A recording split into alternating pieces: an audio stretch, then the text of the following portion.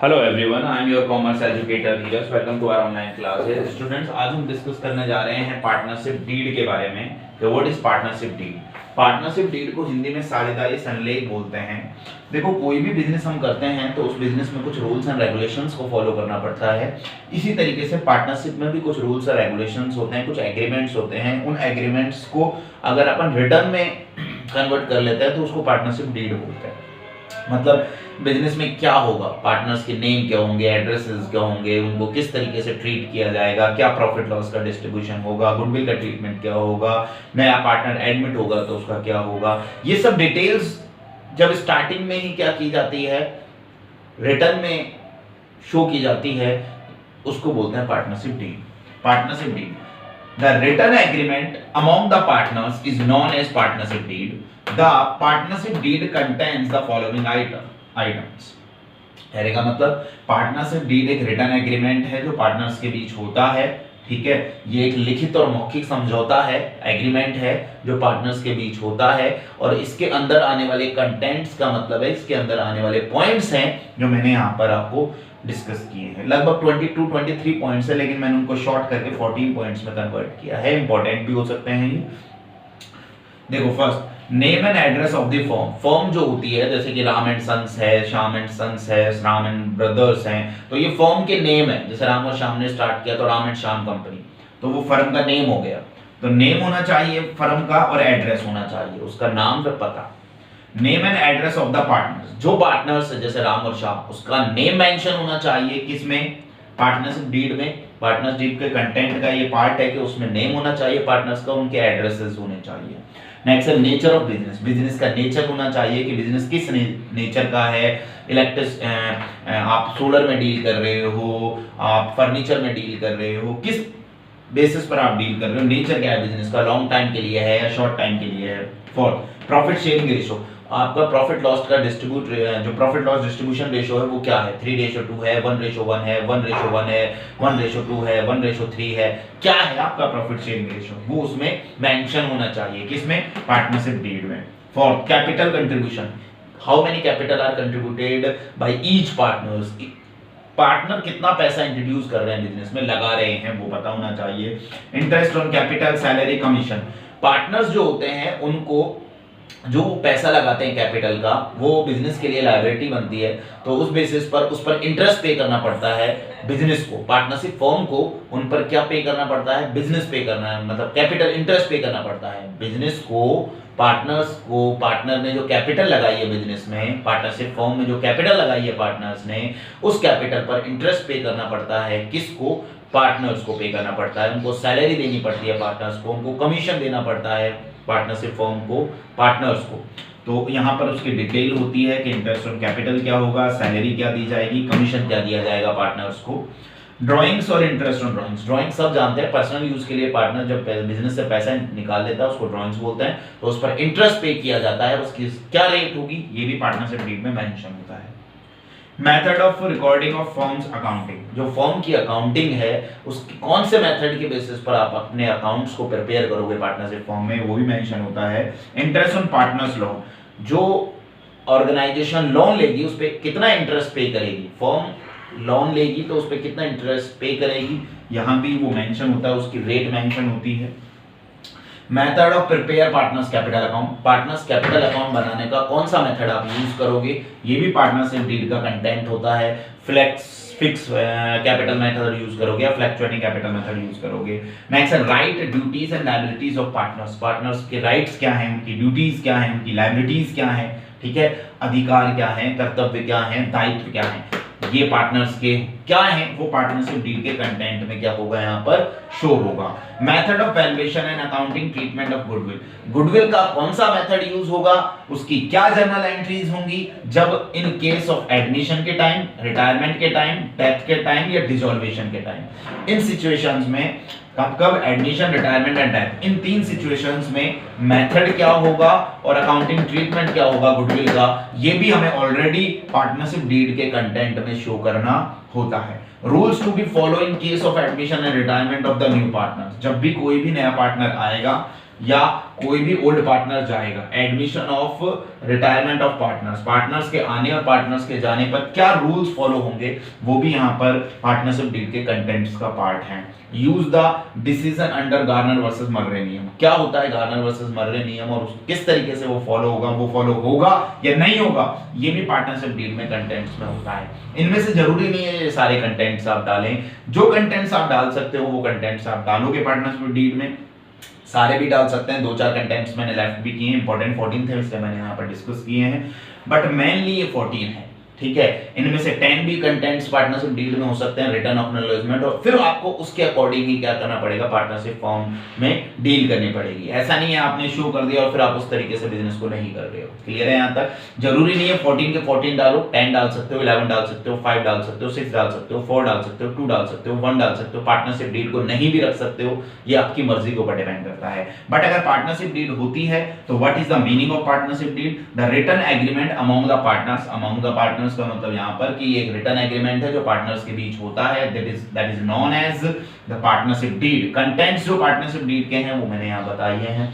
अगर ऑब्जर्व करो कोई पार्टनरशिप फॉर्म है, मान लो ए और बी और सी है, वो क्या करते हैं, पार्टनरशिप डीड को फॉलो नहीं करते हैं, ये बोलते हैं कि हम पार्टनरशिप डीड ही नहीं बना रहे, तो ये कौन सी सिचुएशन हो गई? Second, rules applicable in absence of partnership deed. Absent बोल सकते हो इसको साइलेंट भी बोल सकते हो कि rules applicable in silent of partnership deed, मतलब जब पार्टनरशिप डीड फॉलो ना की जाए, या बोल सकते हो no partnership deed is available, no partnership deed is available. ठीक है, क्या क्या बोल दिया मैंने? पार्टनरशिप डीड जब गायब हो, पार्टनरशिप डीड जब साइलेंट हो, पार्टनरशिप डीड जब नहीं हो, पार्टनरशिप डीड को फॉलो नहीं किया गया हो, तो इसका मतलब यह है कि जब पार्टनरशिप डीड को फॉलो नहीं किया जाएगा तो ये रूल्स तो फॉलो नहीं होंगे, लेकिन और जो 4 रूल या 5 रूल्स हैं, 4 and 5 रूल्स हैं, वो फॉलो होंगे। ये 5 रूल्स मैंने यहां पर डिस्कस कर रखे हैं।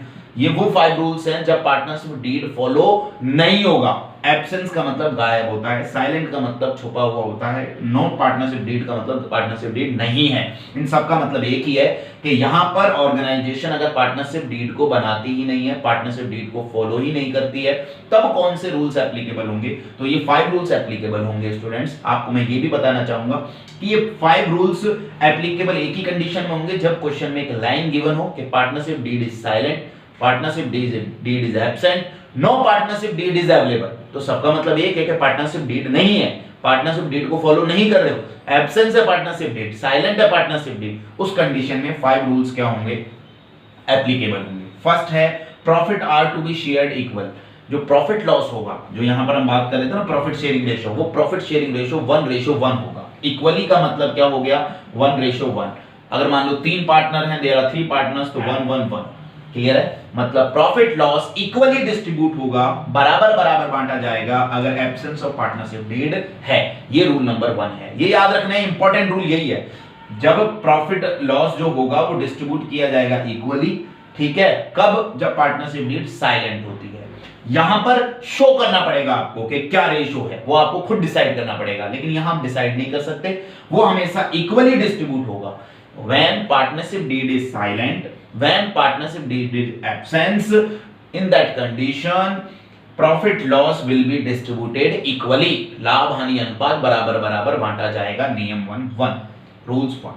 रूल सेकंड, ना तो पार्टनर्स को आईओसी दी जाएगी, जैसे यहां आईओसी दी जाती है, इंटरेस्ट ऑन कैपिटल, सैलरी दी जाती है, कमीशन दी जाती है, तो ना तो पार्टनर्स को आईओसी पे होगी, ना पार्टनर्स को सैलरी पे होगी, ना पार्टनर्स को कमीशन पे होगा। कहने का मतलब ये पार्टनर्स को कोई भी चीजें प्रोवाइड नहीं की जाएंगी जब भी एब्सेंस होगी पार्टनरशिप डीड। चाहे क्वेश्चन में कितना भी बोल दे कि सैलरी 10,000 रुपए दी, लेकिन नीचे एक लाइन लिख दिया कि पार्टनरशिप डीड इज साइलेंट, नीचे एक लाइन लिख दी, क्या? वैसे तो बोल दिया कि राम को 10,000 रुपए सैलरी मिलती है, राम एक पार्टनर है और राम को 10,000 रुपए की सैलरी मिलती है, बट उसमें एक लाइन अगर ये दे दी कि पार्टनरशिप डीड इज साइलेंट, या पार्टनरशिप डीड इज एब्सेंस, या no partnership deed is available, तो उस कंडीशन में सैलरी नहीं लिखेंगे। No IOC, salary, commission shall be allowed to the partners. Partners को ना तो आईओसी दिया जाएगा, ना सैलरी दिया जाएगा, ना कमीशन दिया जाएगा, ना और कोई भी बोनस वगैरह दिया जाएगा। ये रूल नंबर सेकंड है। कब? जब एब्सेंस ऑफ पार्टनरशिप डीड होगा, उस कंडीशन में ना सैलरी, ना बोनस, ना कमीशन, ना आईओसी दिया जाएगा पार्टनर्स को। Third point, no interest is to be charge on drawings. जो इंटरेस्ट ऑन ड्रॉइंग्स है, आईओडी जिसको बोलते हैं, वो भी चार्ज नहीं किया जाएगा फर्म के थ्रू।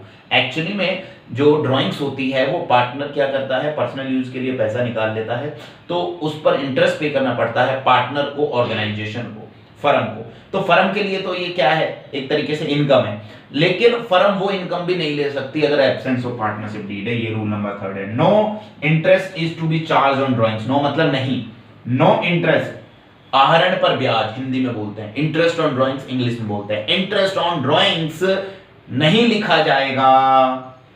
क्लियर है? क्यों? क्योंकि partnership deed is silent, absence no. Fourth, जो लोन ऑर्गेनाइजेशन लेगी, फर्म जो लोन लेगी, पार्टनरशिप फर्म जो लोन लेती है किसी भी पार्टनर से, उस लोन पर इंटरेस्ट पे किया जाएगा, कंफर्म है, और उसकी रेट हमेशा 6% होगी, ये भी कंफर्म है। मैं दोबारा रिपीट कर देता हूं, interest at the rate 6% per annum is to be allowed on a partners loan to the firm. अगर किसी पार्टनर से लोन लिया है, लिसन केयरफुल, एक ही चीज दी जाएगी बस, लोन पर इंटरेस्ट, ना आईओसी, ना सैलरी, ना बोनस, ना कमीशन, ना IOD. Profit loss equally distribute होगा, आईओसी सैलरी कमीशन नहीं पे होगा, इंटरेस्ट ऑन ड्राइंग्स नहीं लिखा जाएगा, सिर्फ इंटरेस्ट ऑन लोन 6% की रेट से दिखाया जाएगा।